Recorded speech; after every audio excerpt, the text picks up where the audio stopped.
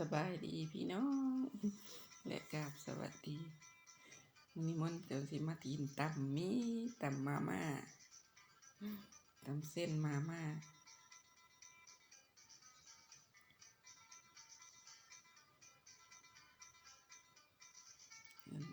มนบ่กินเผ็ดปานใดเนาะมันก็เลยสีก็เลยบ่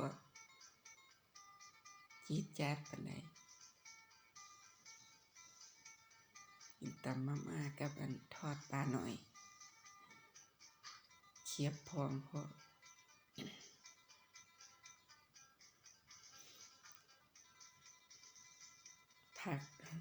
ผักลวก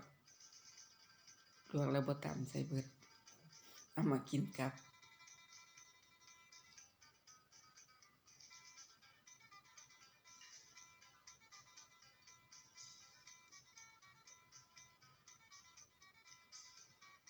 เคียบพร้อม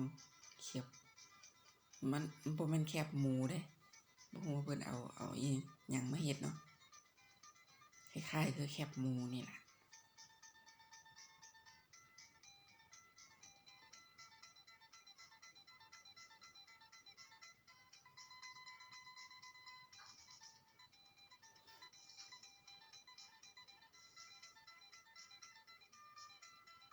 ตำ2ห่อเลย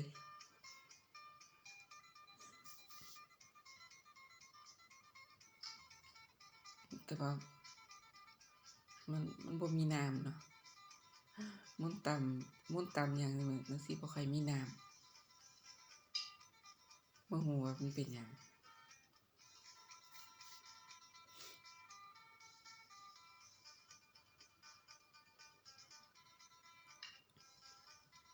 มันบ่ใส่มะเขือเทศหลายบ่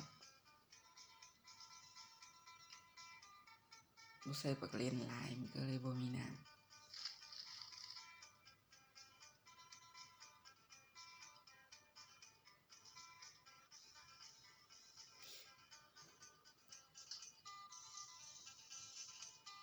มันก็บ่มีไม้เนาะเสียงมันก็สิเบาได้จักหน่อยบ่ทันได้ซื้อไม้เทื่อ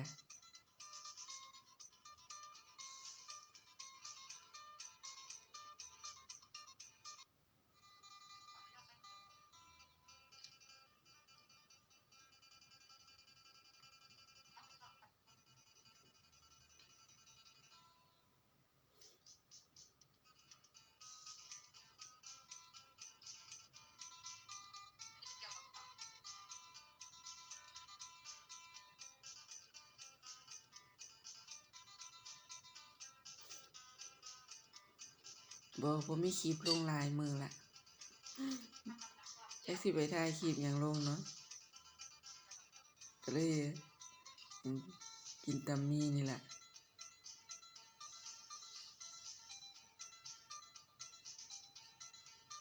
กินตำไวๆ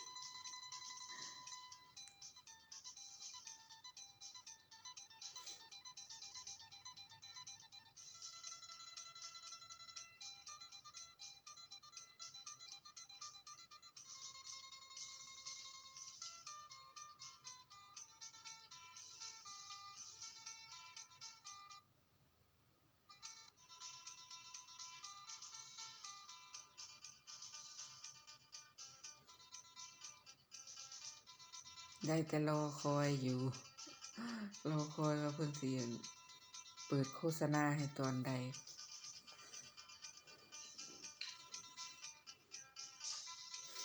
เพิ่นบอกว่า32วันว่าซั่นก็32วันแล้วเดะเพิ่นคือบ่เปิดให้ปานนี้ลงคลิปก็หาว่าลงเล่นๆไปโฆษณาก็บ่มีเข้าให้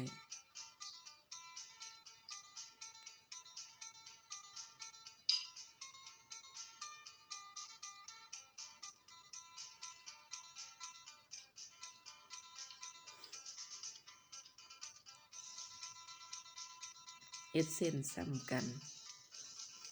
มันมีหลายเอสเซนส์มันก็เลยระงับไปก่อน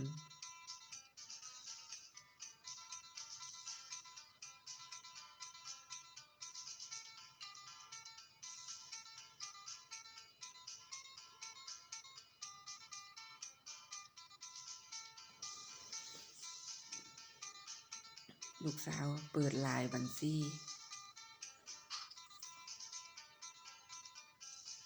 สมัครไปอันบัญชีเดียวเด้แต่ว่า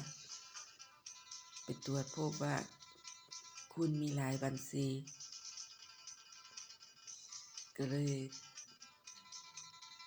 ระงับไว้ก่อน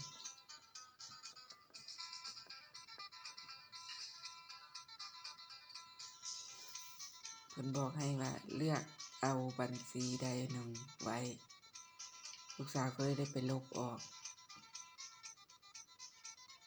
ไปลบบัญชีอื่นออกแล้วเอาอันไว้บัญชีเดียวก็รอตรวจสอบก่อน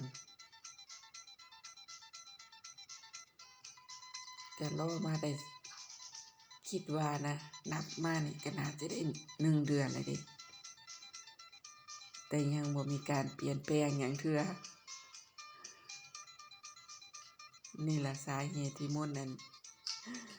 ขี้คร้านลงคลิป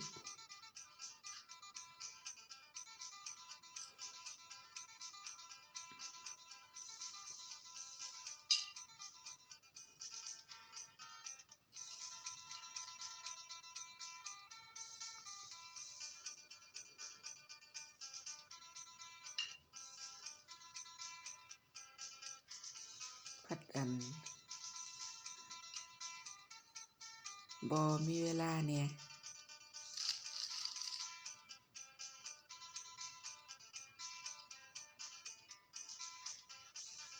อยากนำบ้านน้องแพรพลอยอยู่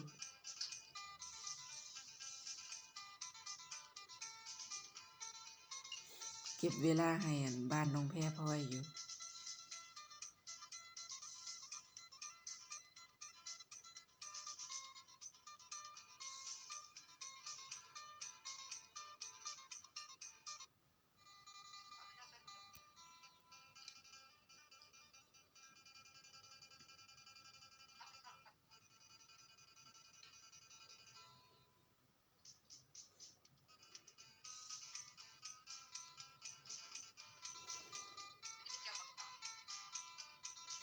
น้องแพรพลอยเพิ่นก็อยากลงคลิปแต่บ่มีเวลาอันไลฟ์สดบ่มีเวลาแว่นก็เลยให้อันแม่เป็นคนแว่นให้เป็นคนไลฟ์สดให้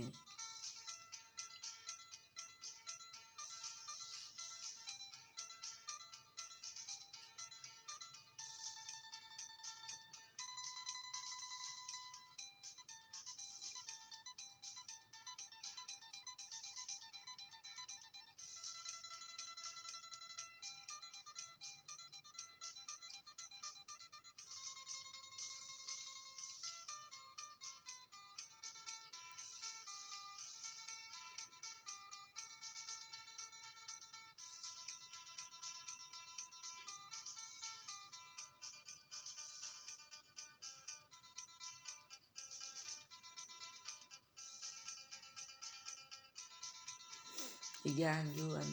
อยู่ที่เฮ็ดเวียกของอันน้องแพรพลอยอันมันเป็นภูเขา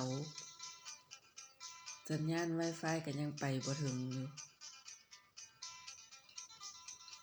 นางก็ต้องได้เติมเน็ตเบอร์โทรเอา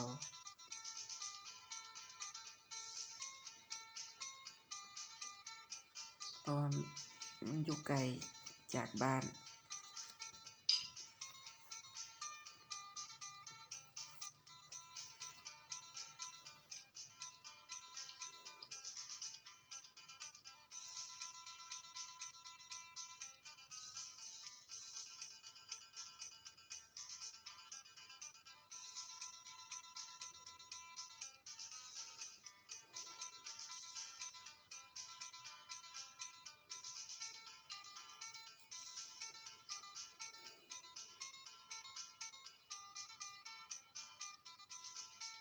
คลิปนี้ก็ไว้ซ้ำนี้ก่อนเด้อ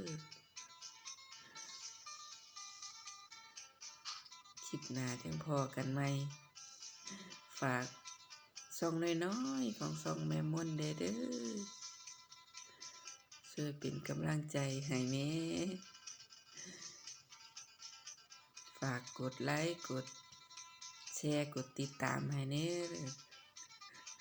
บ๊ายบาย